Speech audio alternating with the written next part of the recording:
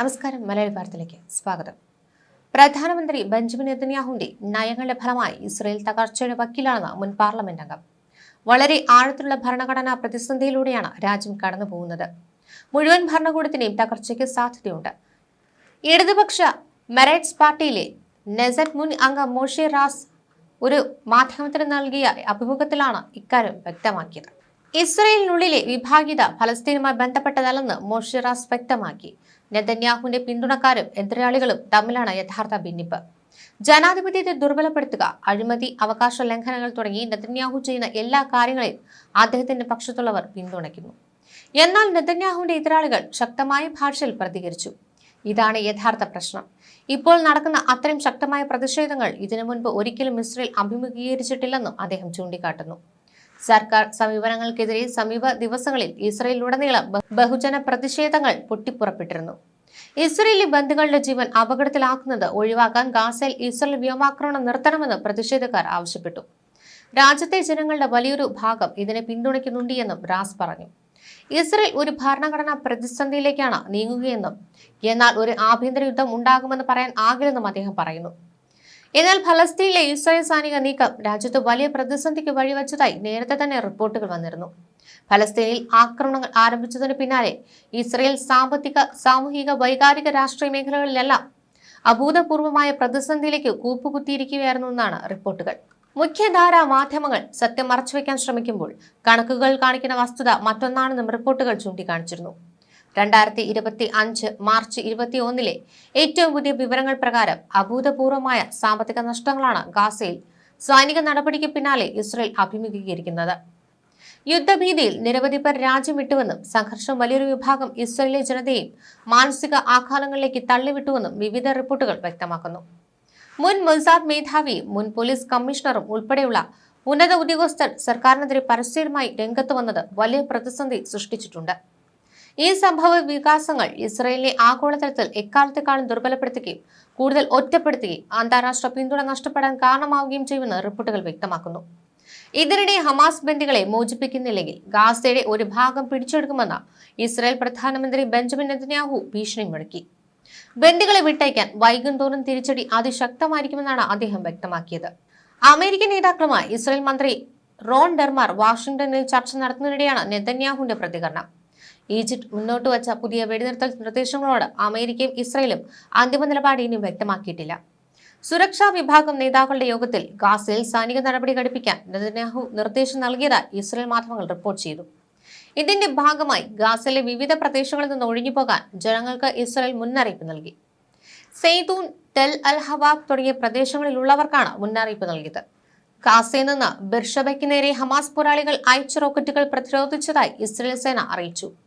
ബന്ദികളെ മോചിപ്പിക്കാൻ വിസമ്മതിച്ചാൽ ഗാസയിൽ കൂടുതൽ പ്രദേശങ്ങൾ ഇസ്രയേൽ പിടിച്ചെടുക്കുകയും ഹമാസിനെ തുടച്ചു നീക്കുന്നതുവരെ പോരാടുകയും ചെയ്യുമെന്ന് ഇസ്രയേൽ പ്രതിരോധ മന്ത്രി ഇസ്രയേൽ കാറ്റ്സും വ്യക്തമാക്കിയിരുന്നു. ഗാസയിലെ വെടിനിർത്തൽ കരാർ പുനഃസ്ഥാപിക്കാനുള്ള ശ്രമങ്ങൾ മധ്യസ്ഥർ തുടരുന്നതിനിടെയാണ് ഇദ്ദേഹം സംസാരിച്ചത്. മാർച്ച് 18 ഇസ്രയേൽ വ്യോമകരയുദ്ധം പുതുക്കിയതോടെ ഗാസയിൽ വെടിനിർത്തൽ കരാർ പുനഃസ്ഥാപിക്കാനുള്ള ശ്രമങ്ങൾ തുടരുന്നതിനിടെയാണ് ഇദ്ദേഹം ഇക്കാര്യം വ്യക്തമാക്കിയത്. 2 മാസമായി തുടരുന്ന വെടിനിർത്തൽ കരാർ നീട്ടുന്നതിനുള്ള വ്യവസ്ഥകളിൽ ഇസ്രയേലും ഹമാസ് സഖ്യം യോജിച്ചിട്ടില്ല.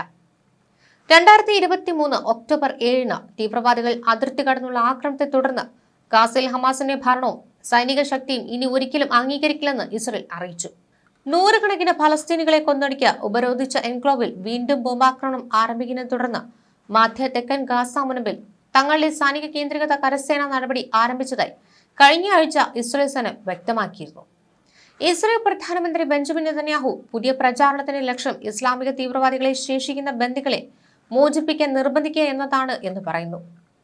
ഹമാസ് അതിന്റെ വിട്ടുവീഴ്ചയില്ലാത്ത നിലപാട് തുടർന്നാൽ ഇസ്രയേൽ പ്രദേശം പിടിച്ചെടുക്കുന്നതിലും തീവ്രവാദികളെയും ഭീകരവാദ അടിസ്ഥാന സൗകര്യങ്ങളെയും ഇല്ലാതാക്കുന്നതിലും അവർ പൂർണ്ണമായി കീഴടങ്ങുന്നതുവരെ വലിയ വില നൽകേണ്ടി വരുമെന്നാണ് കാറ്റ്സ് പറഞ്ഞത്. ഇതിനിടെ വൈറ്റ് ഹൌസിൽ ഇഫ്താർ വിരുന്നൊരുക്കിയിരിക്കുകയാണ് US പ്രസിഡന്റ് ഡൊണാൾഡ് ട്രംപ്. വ്യാഴാഴ്ച രാത്രി നടന്ന ഇഫ്താർ വിരുന്നിൽ ട്രംപ് പ്രസിഡന്റ് തെരഞ്ഞെടുപ്പിൽ അമേരിക്കൻ മുസ്ലിങ്ങൾ നൽകിയ പിന്തുണയ്ക്ക് നന്ദി പറഞ്ഞു. 1ാം ഘട്ട വെടിനിർത്തൽ കരാർ അവസാനിച്ച് ഗാസയിൽ ഇസ്രയേൽ ആക്രമണം രൂക്ഷമായി കൊണ്ടിരിക്കുമ്പോഴാണ് അത്താഴ വിരുന്ന് സംഘടിപ്പിച്ചത്. 2024 പ്രസിഡന്റ് തെരഞ്ഞെടുപ്പിൽ റെക്കോർഡ് ഭൂരിപക്ഷത്തിൽ തങ്ങളെ പിന്തുണച്ച ലക്ഷക്കണക്കിന് അമേരിക്കൻ മുസ്ലിങ്ങൾക്ക് ഞാൻ പ്രത്യേക നന്ദി അറിയിക്കുന്നു.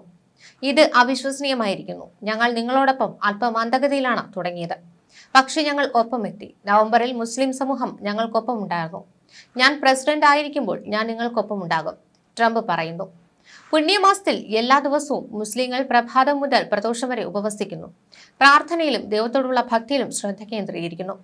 തുടർന്ന് ലോകമെമ്പാടുമുള്ള മുസ്ലിം സഹോദരങ്ങൾ എല്ലാ രാത്രിയിലും കുടുംബങ്ങളോടും സുഹൃത്തുക്കളോടും ഒത്തുചേർന്ന് സർവശക്തന് നന്ദി പറഞ്ഞുകൊണ്ട് ഇഫ്താർ വിരുന്നോടെ നോമ്പ് തുറക്കുന്നു.